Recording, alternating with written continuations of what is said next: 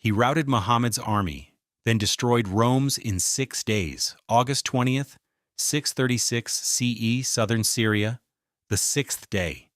The air is 105 degrees. A hot wind pushes south to north. Volcanic grit off the Horan Plateau. It stings skin. It blinds anyone facing into it. The Byzantine army is facing into it. Between 60 and 100,000 Roman soldiers occupy a strip of ground no wider than a few miles. To their south, the Yarmouk River has carved a gorge so deep into the basalt that a falling body disappears before it hits anything. To their west, the Ruqad tributary drops into a ravine, just as vertical, just as final. Behind them, the only direction left, a single bridge spans the Ruqad. One bridge, one exit. They do not control it. Inside the Byzantine ranks, soldiers from the empire's best units have chained themselves together at the ankles. A declaration: they will hold the line, or they will die upon it. The chains were forged as symbols of courage, but the geometry of this field does not reward courage. It punishes mass. When the front rank stumbles backward over the lip of the ravine, the chains do what chains do. They pull. One man goes over the edge. The iron snaps taut. The next man follows. Then the next. Al-Tabari, ibn al-Walid, the 9th century historian who preserved more independent eyewitness transmission chains for this battle than any other source, records it without commentary. Men chained together, driven into the gorge. Their devotion converted into a mechanism of mass death by the simple physics of slope and iron. Here is what should not make sense. 8 years before this slaughter, only 8, the Byzantine Emperor Heraclius had won the most decisive Roman military victory in 2 centuries. He had ridden personally at the head of his army through the mountains of Armenia, crushed the Sasanian Persian Empire in its own territory, recovered Christendom's most sacred relic, a fragment believed to be the true cross, and restored Roman authority over Syria, Palestine, and Egypt after a war that had lasted 26 years and nearly annihilated both empires. In 628 CE, Heraclius was the most powerful human being on earth. The Sasanians were broken. Rome had no remaining rivals on any frontier. If that was true, if Heraclius had just destroyed the only superpower capable of challenging him, then what happened at the Yarmouk River should never have been possible. But it happened.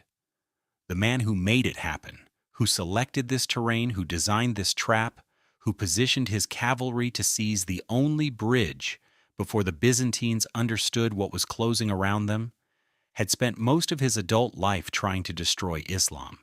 His name was Khalid ibn al-Walid, son of al-Walid ibn al-Mughira, one of the wealthiest men in Mecca and among the fiercest opponents of Muhammad's movement. 11 years before Yarmouk, Khalid had personally commanded the Qurayshi cavalry charge that broke the Muslim army at the Battle of Uhud, a flanking attack so devastating it killed over 70 of Muhammad's companions and nearly killed Muhammad himself. Al-Tabari preserves the account across multiple chains of transmission. Khalid was Islam's most dangerous enemy on a horse. He converted roughly 7 years before this day. 7 years. That is how long the man the Prophet titled Sayfullah, the Sword of God, had actually been Muslim when he ended 700 years of Roman dominion over the Levant. The Byzantine commanders outnumbered him. They held the institutional machinery of an empire that had been waging professional warfare for a millennium. Trained heavy infantry, Armenian cavalry, Ghassanid Arab auxiliaries, a logistics chain stretching to Constantinople. Khalid had desert horsemen, recently unified tribes, no siege equipment, no navy. He had already won. By the time the 6th day dawned, the outcome was arithmetic. The only question left was how many would die in the gorge and how many on the plain. Khalid answered that question before the battle started. He answered it when he chose this ground. The Yarmouk and the Uhud don't run parallel. They converge. The farther a retreating army moves into the pocket, the narrower the earth beneath its feet becomes. Khalid didn't need to kill every Byzantine soldier. He needed to push them backward. The terrain did the rest. Lieutenant General A.I. Akram, a Pakistani military officer who walked this ground in the 1960s and surveyed every ridge and wadi, wrote it plainly. Once the Byzantine force committed to this field, withdrawal under pressure was functionally impossible. The ravines were not obstacles. They were walls, and the bridge was the door. Khalid locked the door first. But this opens a harder question, one that cavalry tactics and terrain maps cannot answer. How did a desert peninsula, a region that had never produced a unified state, never fielded a standing army, never once threatened Roman territory in 7 centuries of contact, suddenly generate this? Not just one gifted commander, but an entire military system capable of dismantling the 2 largest empires on Earth within a single generation? The answer is not what most people assume. It was not faith alone. It was not religious frenzy. It was not some tidal wave of fanaticism washing over a fragile civilization. It was something more dangerous than any of those. It was organization, and its architect was already dead. The standard explanation fits comfortably in a single paragraph. The Arab tribes, newly unified by the fever of Islam, poured out of the desert in a wave of religious zealotry. The Byzantine Empire, ancient and decadent, had rotted from within, its army soft, its treasury depleted, its people waiting to be conquered. The Muslims won because they wanted paradise. The Romans lost because they had already lost the will to fight. It is a clean story.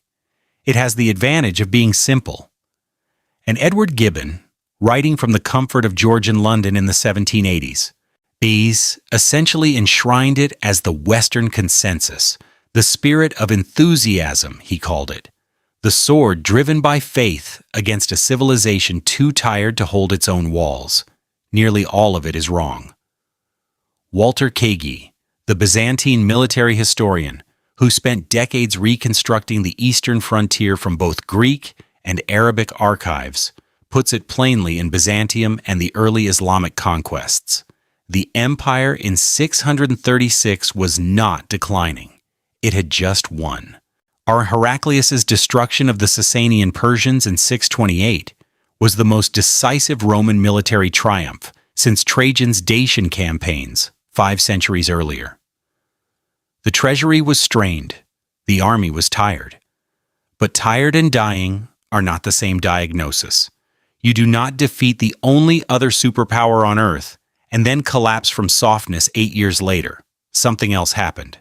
And the numbers destroy the zealotry thesis from the opposite direction. Fred Donner's The Early Islamic Conquests. The Princeton study that remains the most rigorous demographic reconstruction of the Muslim forces makes the arithmetic clear. The Muslim army at Yarmouk was not larger than the Byzantine army.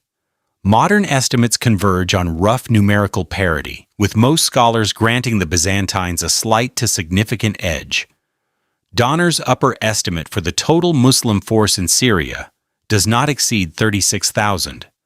Some Byzantine estimates run higher than 80,000. The Muslims were the smaller army. They did not win by mass. They did not win by mania. So what precisely broke on the Byzantine side? The answer was standing in a church in Antioch, 300 miles from the killing ground, unable to move. Heraclius, Emperor of Rome. The last man alive who had personally led a Roman army to strategic victory. By 636 he was, by every surviving account, shattered. Theophanes the Confessor, writing from Byzantine court records, describes progressive physical deterioration, severe edema, a swelling so extreme it deformed his appearance. Later, Greek sources record something that reads like pathological hydrophobia, an inability to cross bodies of water so total that when Heraclius needed to traverse the Bosphorus, his engineers reportedly constructed a bridge of boats lined with leafy branches to block the sight of the water beneath him. This was the same man who had ridden at the head of a cavalry charge through an Armenian winter 10 years earlier. Kagi, the modern historian most willing to defend Heraclius's legacy, cautiously identifies symptoms consistent with what contemporary medicine might classify as compound post-traumatic stress layered onto chronic physical illness. 26 years of existential war against Persia had demanded everything Heraclius possessed. The war took more than everything. It took what came after. The military consequence was total. Heraclius could not go to Syria. So he sent instructions. And he sent 3 commanders, Vahan, an Armenian general, Theodore Tritherius, a Byzantine court official with military authority, and Jabala ibn al-Iham, the last king of the Ghassanid Arabs, a Christian Arab dynasty that had served as Rome's buffer against the desert for 150 years. 3 commanders, 3 languages, 3 ethnic constituencies, each carrying a separate political calculation into battle. No single chain of command, no shared operational doctrine. And between them, not one officer who had ever faced Khalid ibn al-Walid on a battlefield.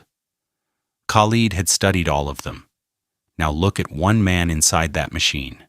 Not Vahan, not Theodore, not Jabala, one of Jabala's soldiers, a Ghassanid tribesman, a Christian Arab. His grandfather served Rome on this frontier. His father served Rome on this frontier. He was born into the buffer, the human wall that Constantinople maintained between itself and the desert. Had paid just enough to fight and never enough to matter. He stands on the basalt at Yarmouk. He speaks Arabic. The men trying to kill him speak Arabic. They pray to the same God, the God of Abraham, through different names. Some of them are, in the genealogical precision that Arab tribal culture maintained with obsessive care, his cousins. Not figuratively. Al-Tabari's accounts record the tribal lineages on both sides of the field, and the Ghassanids and the Muslim Arab tribes traced common ancestry. This was not a war between strangers, it was a severance. This man has no name in the surviving sources. The Arabic historians recorded his king. The Byzantine historians barely acknowledged he existed. He was an Arab who bled for Rome. And neither the Arab future nor the Roman past had space for his memory. After Yarmouk, the Ghassanid kingdom did not fall in the way kingdoms usually fall, besieged, sacked, surrendered. It simply ceased to exist, dissolved.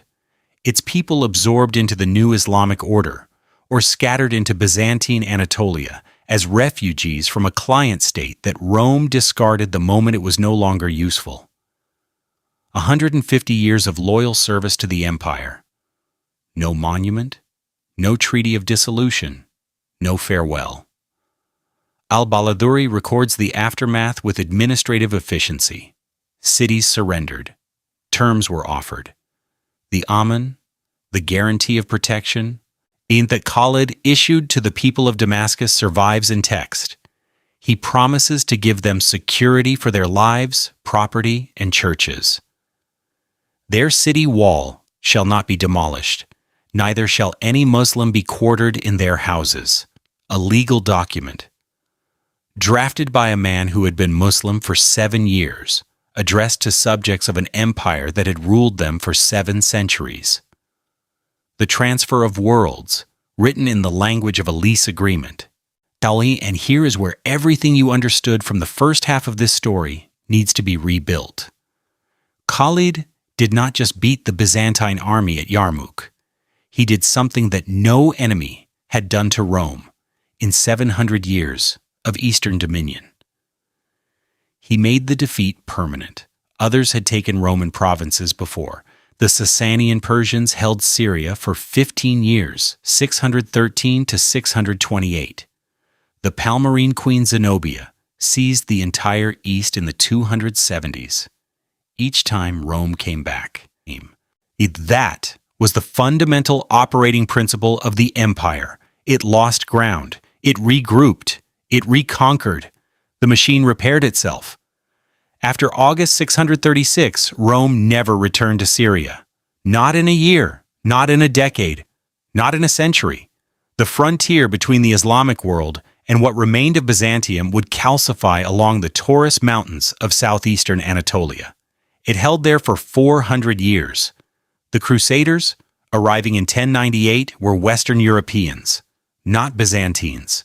They were tourists with swords, not a Roman restoration. One battle, 6 days, a permanent redrawing of the civilizational map. And within 5 years of Yarmouk, Muslim armies also took Egypt, Mesopotamia, and the entirety of the Sasanian Persian Empire. Both of the world's superpowers, both dismantled in a single decade by an army that had not existed 20 years earlier. This was not a battle. It was an extinction-level event for the old world order. And the man who engineered it, who chose the terrain, who built the trap, who locked the bridge, was about to be erased by the very civilization he had just handed an empire. His own caliph was already drafting the letter. The letter arrived while the bodies at Yarmouk were still being counted. Caliph Umar ibn al-Khattab, the second leader of the Islamic State, was Said, ruling from Medina over 1,000 miles south, had already made his decision. Khalid ibn al-Walid was relieved of command, effective immediately. Abu Ubaidah ibn al-Jarrah, the quiet administrator who had voluntarily deferred to Khalid's tactical authority throughout the Syrian campaign, was now the sole supreme commander. The official reasoning, as al-Tabari preserves it through multiple chains, was theological. Umar feared that the Muslim community was beginning to believe that victory came from Khalid rather than from God. The people, Umar argued, had started to place their faith in a man. That was idolatry by another name. And the sword had to be sheathed so the community could see whose hand truly held it. The political reasoning required no transmission chain. It was obvious. Khalid was too powerful, too popular, too independent. He had executed prisoners at the Battle of Buzaka during the Ridda Wars without authorization.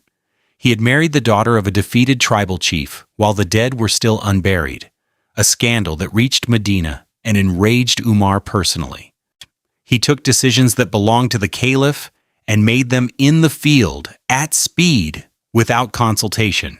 He was, in the language of every political system that has ever existed, uncontrollable. And so the man who had just delivered the most consequential military victory of the 7th century was removed from command before the consequences had finished unfolding. Khalid's response survives in the sources. It is 4 words in Arabic. Al-Tabari records it. I fight for God, not for Umar. He obeyed the order. He did not rebel. He did not raise his army against the caliph. He did not do what every Roman general in his position, from Julius Caesar to the endless parade of Byzantine usurpers, had done when the state tried to recall a victorious commander. He simply stopped. And here is where all the threads pull into a single line. Khalid ibn al-Walid, born into Meccan aristocracy, raised to destroy Islam, converted after 15 years of fighting against it, handed the title Sword of God by the prophet he once tried to kill, engineered the destruction of Roman power in the East through a 6-day battle that permanently redrew the map of human civilization. For this, his own government removed him. Not for failure, for success. The Byzantine Empire erased Yarmouk by minimizing it, a provincial setback in the long sweep of Roman eternity. Western scholarship inherited that minimization and compounded it. The Islamic historical tradition erased Khalid by absorbing him, flattening his singular, dangerous brilliance into a collective narrative of divine favor that required no individual hero and could tolerate no individual threat. Two civilizations, two erasures, one man caught between them. The Byzantines could not admit that a single commander from a desert they had ignored for 7 centuries had outthought their entire military establishment in 6 days. And to admit that was to admit that Rome's eastern frontier, held since Pompey's conquest in 63 BCE, was lost not to a civilizational tide, but to one man reading terrain on a Tuesday morning. The Islamic State could not afford a living legend whose personal authority rivaled the caliph's. Umar understood correctly that empires built on the indispensability of one commander do not survive that commander's death. He chose the institution over the individual. It was, by the cold calculus of statecraft, the right decision. It was also the decision that ensured Khalid ibn al-Walid would die in a room, alone, with nothing left to give and no one left to fight. Khalid retired to Homs, a city he had helped conquer, a city in a province that existed under Muslim rule because of what he had done at Yarmouk. He lived there quietly. He gave away nearly all of his wealth, the spoils of a career that stretched from Uhud to Yarmouk, from the wars against Islam to the wars that built it. Al-Tabari preserves the deathbed scene. Khalid, dying of illness in approximately 642 CE, spoke to those in the room. "I have fought in so many battles that there is no spot on my body a span wide that does not have a scar from a sword stroke, an arrow wound, or a lance thrust. And yet here I die in my bed, like an old camel dies. May the eyes of cowards never sleep." He did not mention Yarmouk. He did not mention Rome. He did not mention Umar. He mentioned the bed. The thing that killed him was the absence of killing. Heraclius outlived him by 15 months, barely. The emperor, who had once been the most powerful man alive, spent his final years in Constantinople managing succession crises, while the provinces he had bled to recapture fell one by one. Syria, Palestine, Egypt, Mesopotamia, every territory, every city, every road he had marched. Al-Baladuri records that as Heraclius left Antioch for the last time, retreating north toward Constantinople, watching the empire's eastern horizon shrink behind him, he turned and spoke. "Peace unto thee, O Syria! What an excellent country this is for the enemy." He never returned. No Roman emperor ever did. Heraclius died on February 11th, 641 CE. The true cross he had recovered from the Persians at the climax of his greatest victory was already gone, but lost when Jerusalem surrendered to Umar in 637. The border that Yarmouk created held. The Taurus Mountains separated the Islamic world from Byzantine Anatolia for 4 centuries. When the Crusaders arrived in 1098, they entered a landscape that Khalid had made. When the Ottoman Turks finally took Constantinople in 1453, they completed a process that began on the basalt plain above the Yarmouk Gorge 817 years earlier.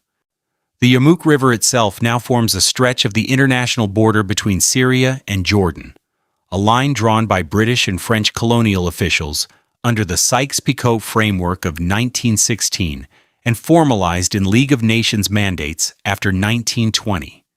European powers returned to the Levant only after the Ottoman Empire.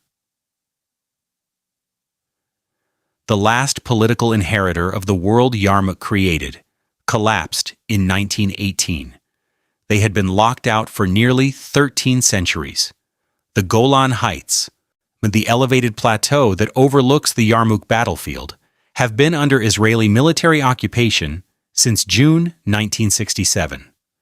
The United Nations does not recognize Israeli sovereignty over the territory. The land where Rome's eastern power ended remains contested ground. Khalid's tomb sits inside the Khalid ibn al-Walid Mosque in Homs. In 2013, during the siege of Homs, one of the most devastating urban battles of the Syrian civil war, the mosque was struck by artillery and mortar fire. The damage to the exterior and interior was documented by Reuters, the BBC, and the United Nations. Restoration work has since been undertaken, but the scars remained visible for years. The tomb of the man who conquered Syria was damaged in a war fought over Syria, on the same ground, under the same sky. The same gorges running south toward the Jordanian border, the same basalt plateau baking in the same heat. 1,377 years apart. The same argument, unfinished. The gorge is still there. The Yarmouk still runs through it, lower now, dammed and diverted for irrigation by 3 countries that share its water and agree on almost nothing else. The basalt is still black. The wind still blows south to north. No one chains themselves together anymore. But the ground remembers the weight. Khalid ibn al-Walid died in Homs, Syria, in 642 CE. He was somewhere between 50 and 57 years old. He had been Muslim for approximately 13 years. Ukawi, he had been relieved of command for approximately 4. He owned, according to the sources, a horse and a sword. His tomb still stands. The bridge over the Rukad has been gone for 13 centuries. The ravine is still there.